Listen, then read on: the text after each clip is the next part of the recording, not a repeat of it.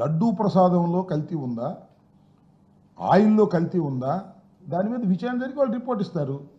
CBI director ఆధ్వర్యంలో జరుగుతుంది అది. ఇక్కడ ఇవాళ జరుగుతున్నటువంటి విచారణ కూడా, ఇవాళ జరుగుతున్న అరెస్టులు కూడా నేను చాలా స్పష్టంగా చెప్తున్నటువంటి అంశం ఏమిటంటే, ఆ తిప్పి పంపించినటువంటి ఏవైతే ట్యాంకర్స్ ఉన్నాయో, ఏవైతే ఫెయిల్ అయిపోయినాయో, సర్టిఫై కాలేదో, ఎవరైతే సరఫరా చేశారో, ఏఆర్ ఫుడ్స్ అనేవారు సరఫరా చేశారో, వారికి ఎవరైతే సరఫరా చేశారో వారి మీద విచారణలో భాగంగా మాత్రమే ఇవాళ అరెస్టులు, కేసులు జరుగుతున్నాయి తప్ప లడ్డూ ప్రసాదంలో కల్తీ జరిగిందనేది ఎక్కడా ఆధారాలు లేవు, నిరూపణ లేదు, నిరూపణ సాధ్యం కాదు. ఏవైతే రిజెక్ట్ చేయబడ్డాయో, 4 ట్యాంకులు రిజెక్ట్ చేయబడ్డాయి, దాని మీద ఎన్డీడీబీ రిపోర్టుకు పంపించారు, దాని మీద విచారణ జరుగుతుంది.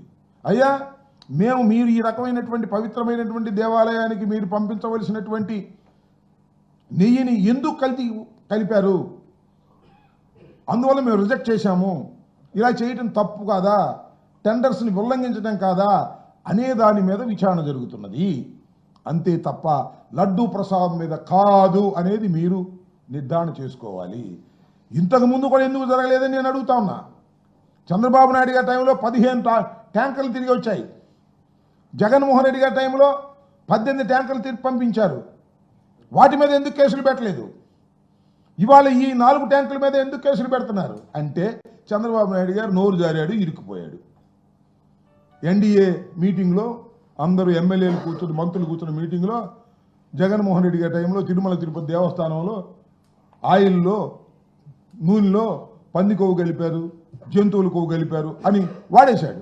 ఆ వాడేసిన దాన్ని మోసుకెళ్తున్నారు వీళ్ళందరూ కూడా. ఈఓలు, జేఈఓలు, మంత్రులు ఆ మాట కాదని ఇలా అంటారు. అందువలనే సిబిఐ డైరెక్టర్ నాయకత్వంలో ఇవాళ జరుగుతూ ఉంది. ఒక్క మాట చెప్తున్నానయ్యా, అప్పుడు కానీ ఇప్పుడు కానీ ఎప్పుడు కానీ అసలు ప్రభుత్వానికి సంబంధం లేదు. కంప్లీట్లీ తిరుమల తిరుపతి దేవస్థానం ఆ స్ట్రక్చర్లోనే ఇవన్నీ ఉంటాయి. ప్రభుత్వానికి ఏం సంబంధం? ఒక సిస్టమ్ ఉంది, ఆ సిస్టమ్ ప్రకారం ఫాలో అవుతారు. ప్రభుత్వం ఎక్కడ ఇంటర్ఫీర్ కాదు. దానికి ఒక బోర్డు ఉంది, చైర్మన్ ఉన్నాడు, ఎంప్లాయ్ ఈఓ ఉన్నారు, జేఈఓ ఉన్నారు, ఇంకా జేఈఓలు ఉన్నారు, స్టాఫ్ ఉంది, చెకింగ్ మిషనరీ ఉంది, చాలా సొఫిస్టికేటెడ్ వ్యవహారాలన్నీ ఉన్నాయి. అది తీసుకొని జగన్మోహన్ రెడ్డి గారి మెడలో గట్టయితే పొద్దున ఉన్నాడు అంతే. జగన్మోహన్ రెడ్డి గారి మెడలో కట్టేయటం, ఇంకోళ్ళ మెడలో కట్టేసి బురద జలేసేద్దాం, మనం బలంగా ఉన్నాం, మనం గెలిచాం, మనం ఏం చెప్పినా నమ్ముతారు, మనం ఏం చెప్పినా పత్రికలు రాస్తాయి, ఈనాడు రాస్తాయి, ఆంధ్రజ్యోతి రాసిద్ది, ఇంకో ఛానల్ చూపించింది, జగన్మోహన్ రెడ్డి గారిని కొంగేసేద్దాం ఇప్పుడే ఆరోపణలు చేశారంటే నమ్మాలి కదా ప్రజలు. పైన భగవంతుడు ఉన్నాడు కదా, వాస్తవాలు గమనిస్తున్నాడు కదా. ఇలాంటి దుర్మార్గం ఎలా సపోర్ట్ చేస్తాడు? ఇది గమనించాలి. ఇలాంటి దుర్మార్గమైన కార్యక్రమాలకి భగవంతుని వాడుకునేటటువంటి నీచమైన సాంప్రదాయాన్ని చంద్రబాబు నాయుడు గారు తీసుకురావడం చాలా తప్పు. అఫ్కోర్స్ చేయమని, ఇంకా ఆరోపణలు చేయమని జగన్మోహన్ రెడ్డి గారి మీద భగవంతుని అడ్డం పెట్టుకోకుండా చాలా ఆరోపణలు చేయొచ్చు రాజకీయంగా, no problem, we can face it. Subscribe to Social TV Telugu for more videos. Hit the bell icon for faster updates.